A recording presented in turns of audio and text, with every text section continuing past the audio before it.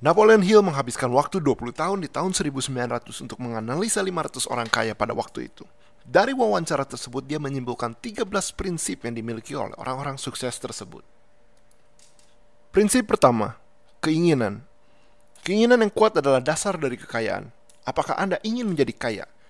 Kalau Anda berpikir, yang penting jadi orang baik saja, ya kebanyakan orang kaya licik, ini berarti Anda penuh negativitas dan tidak mau menjadi orang kaya. Tidak ada hubungannya menjadi orang baik dan menjadi kaya, karena Anda bisa menjadi kaya dan menjadi orang baik. Napoleon Hill menyarankan menuliskan keinginan atau tujuan hidup kamu dalam tulisan dan dibaca sekali pada pagi hari, sesudah bangun dan tiap malam sebelum tidur. Dan tulisan tersebut haruslah jelas apa yang kamu inginkan dan metode apa yang akan kamu gunakan untuk mencapai impian tersebut. Contohnya, saya ingin punya uang atau pemasukan 30 juta pada tanggal sekian, dan saya akan melakukan pekerjaan X dan Y untuk mencapai impian tersebut. Tentu saja Anda bisa menuliskan apa saja, bukan hanya untuk uang, bisa saja untuk bodybuilding. Saya pengen punya six pack tahun depan, dan saya akan melakukan contohnya olahraga 5 kali seminggu dan diet makan ayam dan brokoli saja. Prinsip kedua, kepercayaan.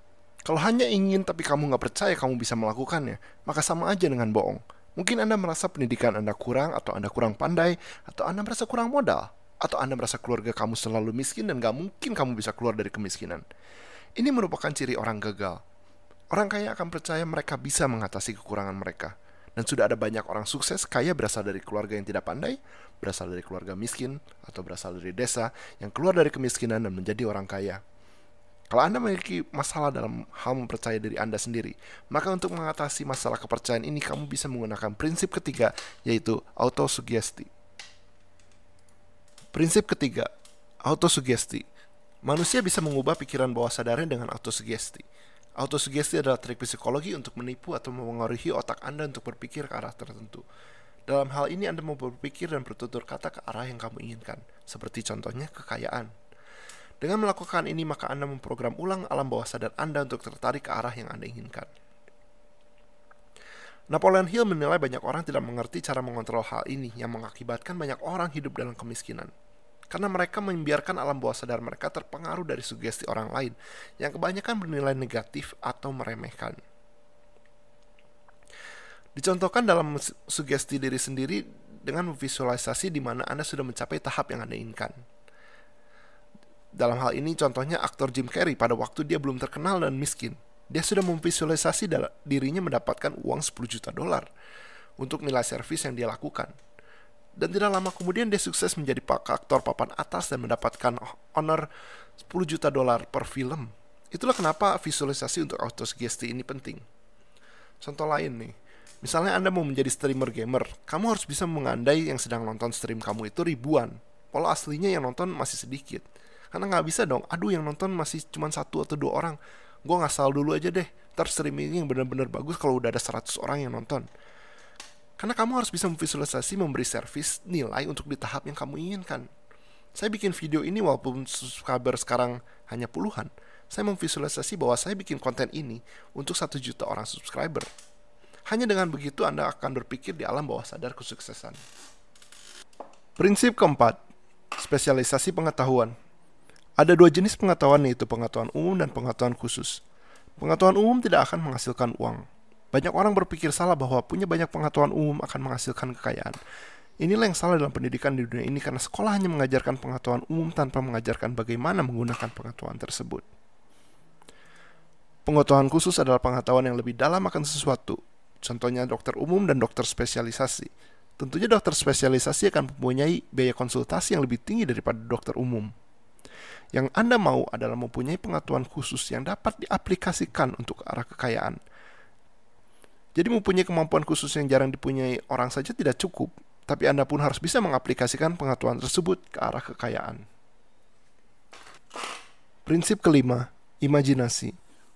Imajinasi adalah cara untuk mengubah keinginan menjadi kenyataan. Keinginan masih dalam sesuatu yang tidak berbentuk berwujud, kecuali dibentuk dengan imajinasi. Pada prinsip pertama, Anda mungkin kesulitan dalam menulis metode apa untuk memenuhi keinginan atau tujuan hidup kamu di. Imajinasi adalah cara untuk mengisi metode tersebut.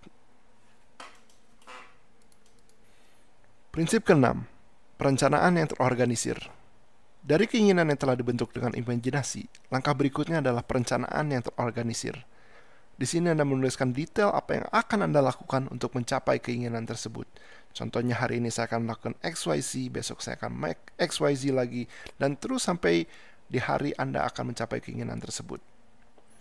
Dan bila rencana Anda gagal, jangan kecil hati dan mundur dari keinginan, tapi bikin rencana baru dari pembelajaran mengapa rencana lama gagal, dan lanjutkan sampai keinginan tercapai. Prinsip ketujuh, keputusan. Orang sukses cepat membuat keputusan dan jarang mengganti keputusan tersebut. Sedangkan orang gagal atau orang yang malas jarang membuat keputusan dan sering mengganti-ganti keputusan. Contohnya aku mau ngelakuin A, sebulan kemudian B lebih menarik. Seminggu kemudian orang itu ngelakuin C kayaknya lebih menguntungkan, gue ikutan ngelakuin C. Bulan yang depan lagi balik lagi deh ke A. Ini adalah contoh prinsip orang yang malas atau orang yang gagal. Prinsip ke-8, kegigihan. Ini adalah prinsip yang paling klise, tapi memang ciri-ciri orang sukses tidak akan berhenti di kegagalan pertama. Orang sukses selalu bangkit lagi. Orang gagal, baru gagal 1 kali, 3 kali, langsung berhenti. Sedang orang sukses akan terus mencoba sampai sukses. Berikut adalah orang-orang sukses dengan kegigihan. J.K. Rowling, pembuat buku Harry Potter, ditolak 12 kali sebelum ada penerbit yang mau menerbitkan bukunya. Walt Disney ditolak 302 kali sebelum ada orang yang mau nerbitin kartun Disney. Colonel Sanders, pembuat KFC, ditolak 1009 kali sebelum ada yang mau mengambil resep ayamnya. Sang penyanyi legendaris Elvis Presley pun ditolak audisinya 47 kali. Bahkan dihina oleh sang juri, dikatakan, kamu gak punya bakat, lagumu busuk, suara kamu biasa aja, mending ganti karir.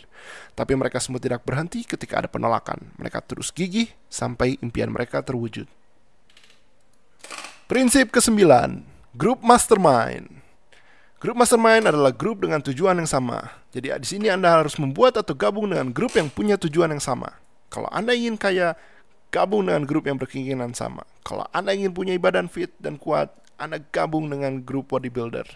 Dengan adanya banyak orang yang berkeinginan yang sama, maka ide atau trik yang dihasilkan akan lebih banyak dan lebih baik daripada yang dihasilkan oleh satu orang. Triknya di sini adalah Anda harus diisi dengan orang-orang yang memberi nilai atau pengetahuan ke sesama. Nggak akan bisa gabung dengan grup pengen kaya tapi isinya orang-orang yang pengen cepat kaya instan. Nggak bisa gabung grup bodybuilder tapi isinya orang-orang pemalas nggak mau olahraga semua. Prinsip ke-10, memutasi keinginan seks. Napoleon Hill menemukan bahwa naluri seksual adalah sesuatu yang sangat kuat, dan naluri tersebut dapat dialirkan dan dimutasi ke arah yang produktif. Jadi Napoleon Hill pada waktu itu menemukan orang yang memanjakan diri dengan memenuhi naluri seksualnya tidak punya atau hanya punya sedikit keinginan lebih untuk sukses. Di era modern sekarang yang jadi masalah mungkin adalah bokep, situs porno, dan masturbasi. Bila Anda sering melakukan masturbasi dan nonton bokep, maka dapat dipastikan Anda tidak punya energi lebih yang bisa dimutasi ke arah kekayaan. Prinsip ke-11, pikiran bawah sadar. Hidup kita lebih terpengaruh pikiran bawah sadar daripada pikiran akal. Maka penting untuk kekayaan, kita membuat pikiran bawah sadar kita memacu kekayaan. Namun pikiran bawah sadar tidak bisa kamu bentuk, namun bisa kamu arahkan.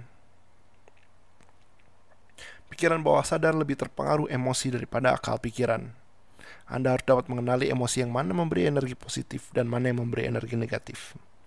Pada intinya kamu harus bisa memberikan asupan energi positif ke pikiran bawah alam sadarmu dan menghilangkan energi negatif. Berdasarkan bukunya, Napoleon Hill menyatakan ada 7 energi positif, yaitu keinginan, kepercayaan, cinta, seks, entusiasme, romansa, dan harapan. Dan 7 energi negatif yang harus dihindari, yaitu kecemburuan, kemarahan, keserakahan, ketakutan, kebencian, balas dendam, dan tahayul. Bila pikiran kita tidak diarahkan, maka secara standar dia akan menuju pikiran negatif, karena kita terus dibom energi negatif dari berita, lingkungan, teman, bahkan keluarga. Gunakan autosugesti di prinsip sebelumnya untuk memprogram pikiran bawah sadar ke energi positif. Prinsip ke-12, otak. Napoleon Hill percaya bahwa otak kita dan otak orang lain menyiarkan siaran vibrasi, dan kita bisa menangkap vibrasi otak orang lain.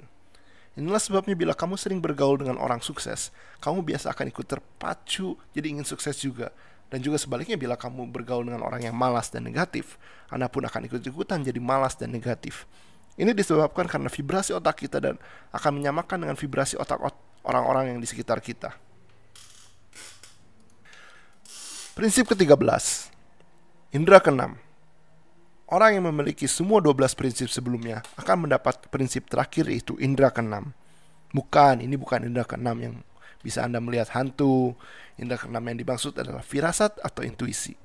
Jadi di sini Anda bisa melihat dengan sekilas apakah bisnis akan sukses atau tidak dari awal Anda melihat prospek bisnis tersebut.